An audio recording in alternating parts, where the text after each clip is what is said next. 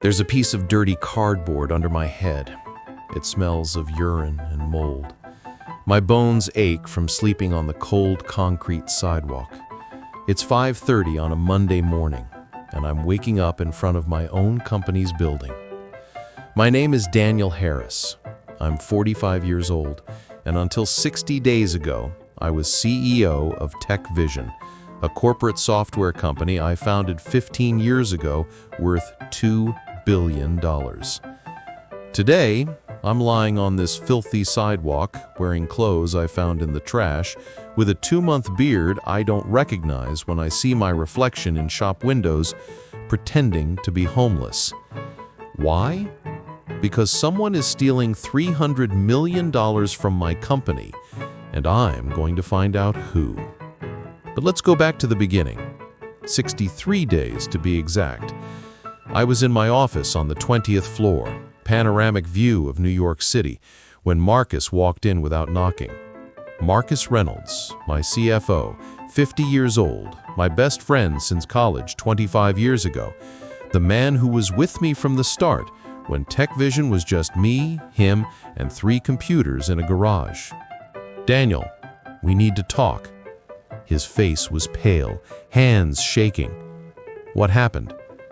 "The auditors found something, or rather didn't find something. Money. A lot of money." "How much?" $300 million. I felt the blood drain from my face. $300 million? What do you mean they didn't find it? It disappeared from the company accounts, gradually over the last 2 years. Small transfers, $5 million here, $10 million there, to offshore accounts that then disappear. Whoever's doing this is extremely sophisticated. I sat heavily in my chair. Who has access to these accounts? Marcus hesitated. Technically, me, you, Patricia, Edward, and Brian, the 5 main executives. I looked at him, my best friend, the man who was best man at my wedding, who held my hand when my mother died. "Are you saying one of us is stealing from the company? Or all of us? Or someone from outside with inside access? I don't know, Daniel, but it needs to be investigated." I hired the best corporate investigation firm in the country. 3 months, $15 million spent. Result? Nothing. Absolutely nothing. I hired another firm. Identical result. The money kept disappearing. Slower now, as if the thief knew they were being hunted, but it continued. And then I had the idea. A crazy idea that my wife Rachel thought was absurd. "You want to fake what?" We were in the living room of our house, a mansion in a gated community in Greenwich, Connecticut. A nervous breakdown. I'll pretend I had an episode, that the stress of the investigation broke me. I'll be admitted to a psychiatric clinic. "Daniel, that's insane." It's not. It's strategy. Whoever's stealing will feel safe with the CEO out of the way. They'll make mistakes, and I'll be watching. Watching? From a psychiatric clinic? I won't actually be there. I'll be on the streets, disguised, watching the company from outside. Rachel looked at me as if I'd actually gone mad. "You want to disguise yourself as a homeless person and spy on your own company?" "Exactly." "Daniel, you have $2 billion. You could hire the FBI if you wanted. Why do this?" "Because I've tried all conventional methods. They didn't work. Whoever's doing this knows all the rules, all the protections. It's someone internal, someone I know. And the only way to find out is by watching when that person thinks no one's looking." Rachel shook her head. "This is going to end badly. I know it will." She was right, but for the wrong reasons. So, 60 days ago, I set the scene. I arrived at the office visibly disturbed, yelled at employees for no reason, threw papers, had a panic attack in a board meeting. Marcus took me home, called a doctor. The doctor was bought by me, part of the plan, recommended immediate admission to a luxury psychiatric clinic for executive burnout. The news leaked to the press within hours. Billionaire CEO has nervous breakdown. Tech Vision founder admitted to psychiatric clinic. Perfect. 3 days later, I escaped from the clinic through the back, grabbed old clothes I'd prepared before, let my beard grow for weeks before, put dirt on my face, cut my hair irregularly, looked in the mirror and didn't recognize the person looking back. And I came here, to the sidewalk in front of Tech Vision's 25-story mirrored building on Park Avenue. Now it's 7 in the morning. Employees start arriving. I see familiar faces, people who worked with me for years. None look at me. I'm invisible. Just another homeless person in a city full of them. At 8:15, the executive team arrives, one by one. Marcus in his black Audi A6, Patricia in her white BMW X5, Edward in his red Tesla Model S, Brian in his silver Mercedes E-Class, Francesca in her blue Range Rover Evoque. 5 people. One of them is a thief. Or maybe all of them. I don't know. But I'm going to find out. The first days are the worst. Real hunger, thirst, cold at night.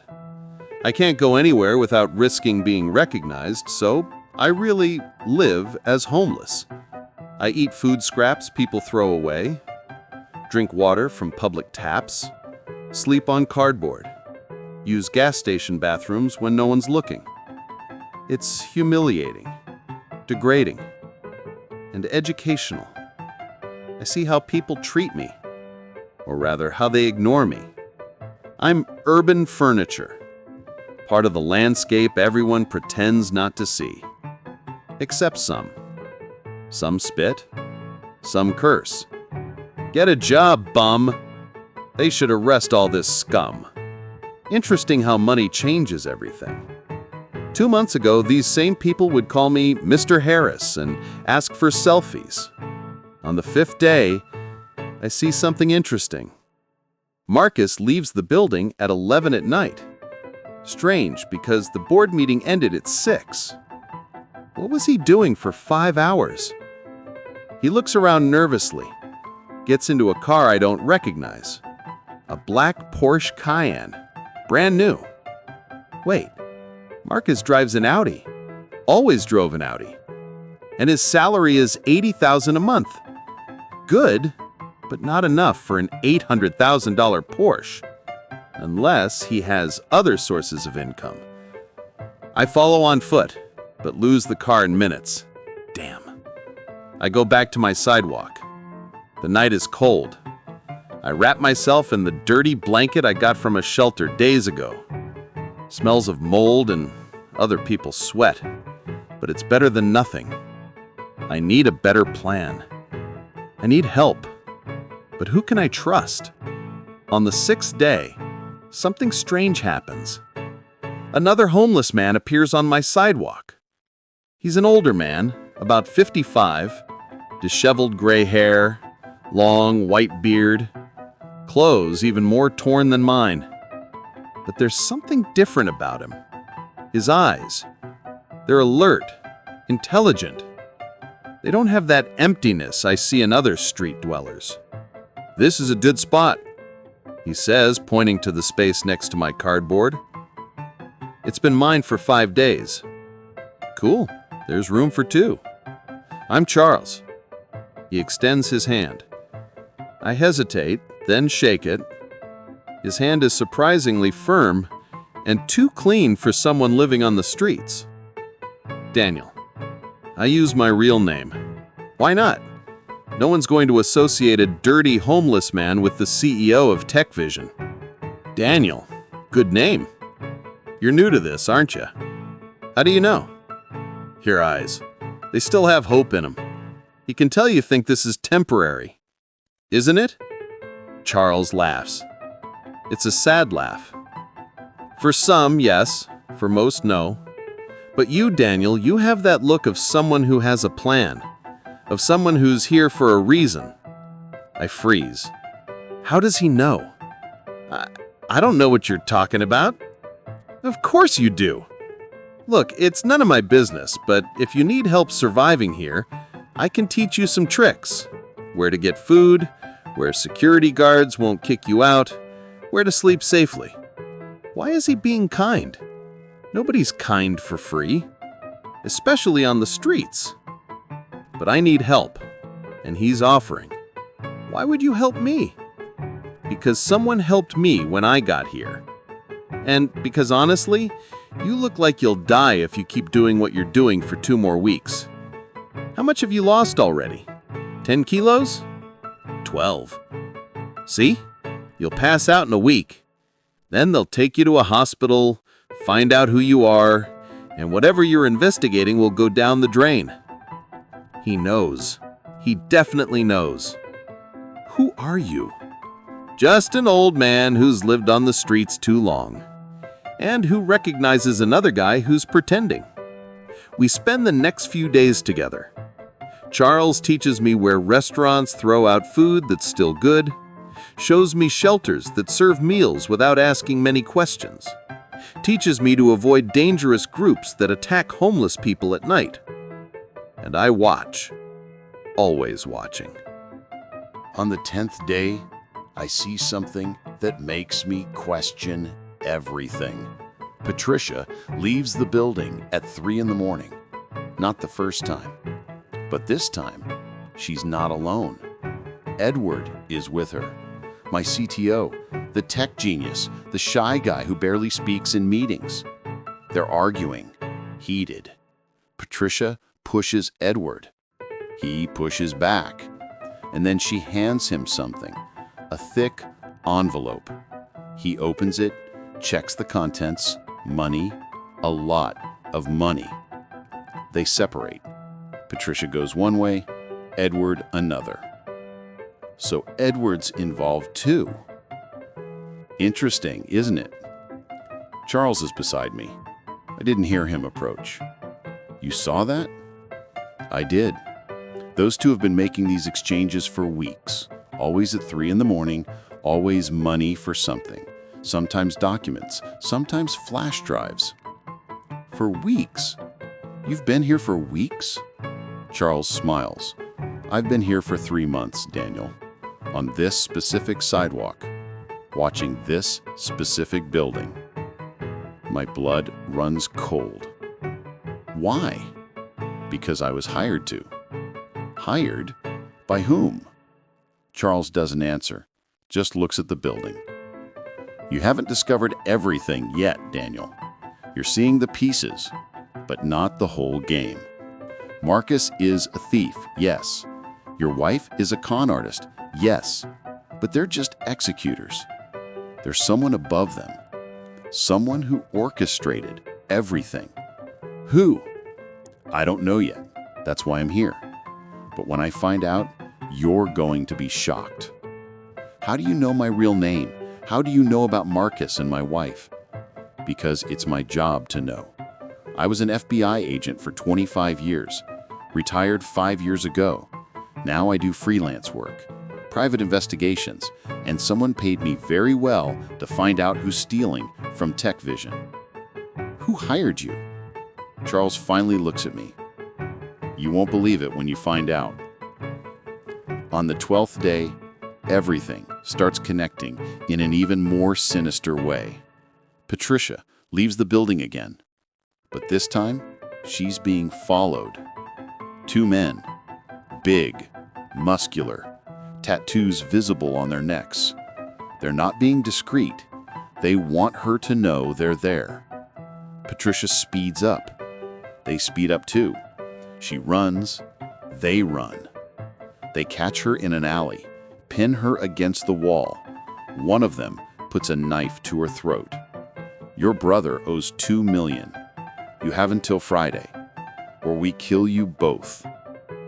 They release her and disappear into the night. Patricia collapses, falls to her knees on the sidewalk, cries.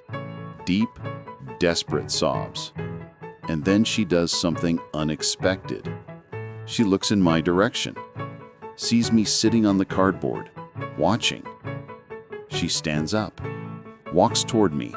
She's shaking. You saw that? I did. Why do they want money from you? My brother. He got involved with the wrong people, drug dealers, owes money, a lot of money. And if I don't pay, they'll kill him. 2 million? She looks at me, surprised I know the amount. How do you know? I heard them say it. She sits next to me on the cardboard, doesn't care about the dirt. She's too shocked. I don't know what to do. I don't have $2 million. My salary is good, but not that much, and the deadline is in 3 days. I know I should keep my distance, that she might be part of the conspiracy, but I see real desperation in her eyes. Are you stealing from the company to pay this? She looks at me, really looks at me, and sees something that makes her hesitate. How do you know about that? Who are you? I'm just a homeless man who observes too much. No, you're not just a homeless man. Your eyes, the way you speak, you're Mr. Harris, aren't you? My heart stops. I don't know what you're talking about. I know it's you. I recognized your voice, your eyes. My God, what happened to you? Everyone thinks you're hospitalized, that you had a nervous breakdown. I did. No, you didn't. You're investigating. You're here disguised. And you've discovered it, haven't you? Discovered that they're stealing from the company? I did. And I discovered you're involved. Tears run down her face. I am. But it's not what you think. I didn't want to. They forced me. Who? Marcus. He found out about my brother, about the debts, offered help, said he'd pay the debts if I helped him with some small diversions. I was desperate. I accepted. But then the amounts got bigger and bigger. And when I tried to stop, he threatened me.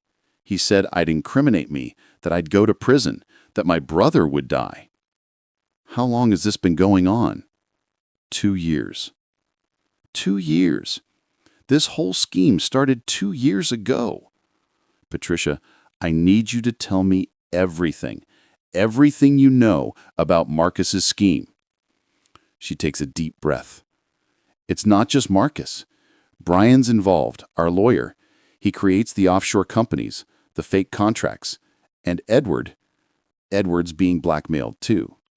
Marcus found out he has a second family, secret wife and kids in Philadelphia. He's married here in New York, but has another life there. Marcus uses that to force him to create loopholes in the security systems. And Francesca, my CMO, Francesca doesn't know anything. She's innocent. Marcus keeps her out purposely because she's too honest. She'd ask too many questions. At least one person on my executive team didn't betray me. There's more. Patricia continues. Your wife, Rachel, she and Marcus, they're having an affair. I know. No, you don't know everything. They're planning to flee. They bought property in Portugal, plane tickets. They're going to leave us all as scapegoats. Marcus will disappear with the money, leave evidence that incriminates me, Edward, and Brian, and live happily ever after with your wife. When are they fleeing? I don't know exactly, but Marcus mentioned it would be soon, a matter of weeks. I need to act fast. Patricia, will you help me? Help how? Gather evidence, documents, recordings, everything that incriminates Marcus, and in return, I'll help you with your brother. How will you help? You're homeless now. I'm not. I have access to bank accounts, resources. I can pay your brother's debts, but I need you to help me catch Marcus. She hesitates, weighs her options. If I do this, he'll kill me. If you don't, the drug dealers kill your brother, And eventually you'll go to prison when Marcus flees and leaves you as the culprit. There's no good way out, just a less bad way. She closes her eyes, takes a deep breath. What do you need me to do? On the 15th day, Patricia starts passing me information. Flash drives hidden in food bags she accidentally drops near me. Photographed and printed documents she throws in the trash that I recover later. It's risky. If Marcus suspects, we're both dead. But it's working. I discover that Marcus isn't just stealing from TechVision. He created a cryptocurrency mining company in the building's basement, using our electricity, our servers, our processing, everything converted to Bitcoin that goes straight to his accounts. It's genius and totally illegal. On the 18th day, Charles disappears. He simply doesn't show up one night. His cardboard is there, his things are there, but he's gone. I'm worried. Did Marcus find out about him? Did they do something to Charles? 2 days later, he returns, but he's different, more serious, tense. Where were you? I was investigating, and I discovered something big. What? The money Marcus is stealing? He's not keeping all of it. What do you mean? He's passing 40% to someone, monthly transfers to an account in the Cayman Islands, an account that's not in his name. Whose? Charles shows me a photo on his phone. Yes, he has a phone. Of course he does. It's a bank statement, huge transfers, and the name on the account makes me stop breathing. Francesca Morgan, my CMO. The only person I thought was innocent. It can't be. It is. Francesca isn't innocent. She's the mastermind behind everything. Marcus is just the executor. She orchestrated everything from the beginning. But Francesca said she didn't know anything. That's what Francesca wants everyone to think, including Marcus. He thinks he's working only with your wife. He doesn't know Francesca's behind it, controlling everything, taking the bigger share. My mind is racing. Francesca, the charismatic woman I hired 5 years ago, who was always efficient, intelligent, reliable, a complete liar. How did you find this out? I did what I do best, investigated. Francesca is not called Francesca Morgan. Her name is Gabriela Santos. She has a criminal record, financial fraud in Portugal, was arrested, served 3 years, released on parole, changed identity, came to the United States. And I hired her without doing a proper background check? She forged everything, degrees, references, history, very well forged, too professional. She's been doing this for 20 years, infiltrates companies, steals, disappears. Why tell me this now? Because she's about to disappear again. I found out she bought a ticket to Portugal tomorrow night. Tomorrow, less than 24 hours. And Marcus, when does he flee? Marcus and your wife are also fleeing tomorrow. Same flight, actually. They don't know Francesca's on the same flight. She planned it that way purposely, wants to be there when they discover she took the bigger share. It's perfect, diabolical, brilliant. Francesca used Marcus to steal, used my wife to manipulate Marcus, used Patricia and Edward as secondary scapegoats, and when everything collapsed, she'd be far away with 400 million, while Marcus would have 200 million and think he'd won. We need to act now. I'm already acting. I called my contact at the FBI. They'll be at the airport tomorrow. They'll arrest all 3. Who hired you, Charles? Who's paying you to investigate this? Charles smiles. I promise not to tell, but you'll find out soon. On the 20th day, it's time for truth. I call Roger, my police contact, give him all the information, all the evidence. Everything Patricia gave me, everything Charles discovered. Daniel, this is huge. We'll need to coordinate with FBI, IRS, SEC. It's going to be a big operation. How much time do you need? We can be ready by tonight. What time is the flight? 9 p.m., International Gate. We'll be there. I spend the day preparing, take a shower in a gas station bathroom for the first time in 20 days, wash my face, comb my hair. Still look terrible, but less than before. Charles watches me. Going to reveal yourself? I am. It's time. And after? Going back to being CEO? I don't know. Maybe. Or maybe I'll realize there are more important things. Like what? Like discovering who I really am when I strip away all the layers of wealth and power. 20 days on the streets taught me more about humanity than 45 years of privileged life. Charles smiles. You've changed, Daniel. For the better. At 6 p.m., I'm at JFK Airport, still looking homeless, but with slightly cleaner clothes I got from a shelter. I see FBI agents positioned discreetly. I recognize Roger. He sees me, nods subtly. At 7:30, Marcus and Rachel arrive, 4 large suitcases, smiling, happy. At 7:45, Francesca arrives, 2 suitcases, alone. She sees Marcus and Rachel from afar, smiles to herself. They don't see her. At 8 o'clock, they check in, go through security, reach the departure gate, and then the agents surround them. Marcus Reynolds, Rachel Harris, also known as Marina Costa, and Francesca Morgan, also known as Gabriela Santos, you're under arrest. The confusion is beautiful. Marcus turns white. Rachel screams, tries to run, is taken down. But Francesca just smiles, as if she expected this. I was wondering when you'd show up. She looks around, and her eyes find mine. She recognizes me. Through the beard, the dirt, the transformation, she recognizes me and smiles even more. Daniel, such dedication. 20 days on the streets. Impressive. Marcus and Rachel turn to me, shocked. Daniel?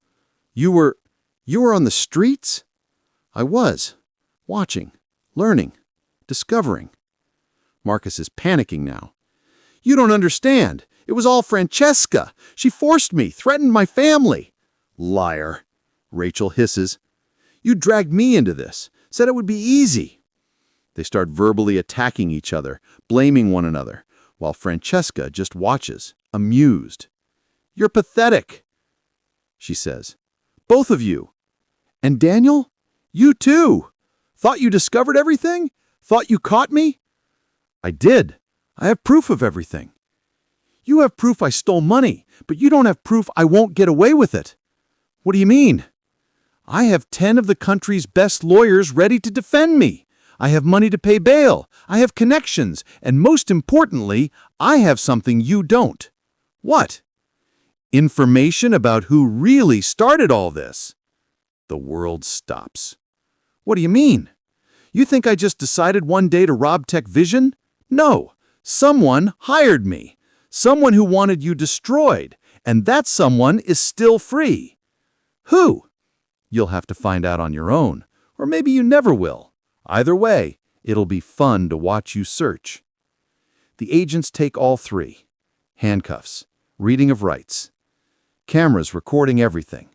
But Francesca's words keep echoing. Someone hired me. Someone wanted you destroyed. The next day, I show up at the psychiatric clinic. The doctor pretends surprise. Mr. Harris, where have you been? Solving problems. I call a press conference, show up with beard, thin, deep dark circles, but lucid. In recent weeks, I conducted a personal investigation that revealed a fraud scheme orchestrated by members of my executive team and my wife. They were arrested yesterday at the airport. They stole over $1 billion. Explosion of questions. How did you discover it? I became invisible to see the truth that was being hidden. I don't mention I lived as homeless. Too dramatic for the press. 3 months later, the trials begin. Marcus, 30 years. Rachel, 25 years. Brian, 20 years. Edward, 10 years, cooperated. Patricia, 15 years, later reduced to 7 with cooperation. Francesca? Her lawyers managed to reduce it to 15 years. She'll appeal, probably out in less than 10. And she was right. 80% of the money was recovered, but $200 million disappeared. And I still don't know who hired me to be destroyed. I'm in my office, 6 months later, when Charles appears. He doesn't look like a homeless man anymore. He's in a suit, shaved, haircut. Charles? Actually, my name is Charles Foster, former FBI, private investigator, and I'm here to give you an answer. Answer? About who hired me to investigate TechVision and who hired Francesca to destroy you. He puts a folder on my desk. You won't like it. I open it. Inside, photos, documents, bank transfers, and I see the name. Augustus Harris, my father, who died 2 years ago. Your father didn't die, Daniel. He faked his own death. He's alive, and he's the one who orchestrated everything. The floor disappears from under my feet. Why? Why would my father do this? Because he wanted to test you, see if you were worthy of inheriting his empire. He hired Francesca to steal, but he also hired me to make sure you discovered it. It was a test, Daniel, a brutal and cruel test. Where is he? Waiting for you, wants you to find him. Charles gives me an address, a hidden house in the Adirondacks. I drive there that same day, 7 hours of travel, time to think, to process, to decide what I'll say. The house is isolated, luxurious, hidden among trees. My father is there, Augustus Harris, 65 years old, gray-haired, strong, alive. Daniel, my son, you passed the test. Test? You called destroying my life a test? I call it necessary. You were soft, trusted everyone, didn't see threats. You needed to be broken to be rebuilt stronger. You set everything up, the fraud, the betrayal, everything. Yes, and you survived. More than that, you thrived, learned, changed. You're a monster. I'm a realist. The world is cruel, Daniel, and you needed to learn that before I really die. Now I know you can protect this empire when I truly leave. I look at this man, my father, who faked his death, who destroyed my life, who tested me in the cruelest way possible. And I realize something. I don't want to be like him. Keep your empire. I don't want it. I leave and never return. I sell TechVision 6 months later. $800 million. Donate 80% to charities that help homeless people. And I return to that sidewalk where I spent 20 days. Not as homeless, but as a volunteer in a shelter for the homeless that I build there. Because I learned something. Social invisibility exists, and it's powerful. But it can also be used for good.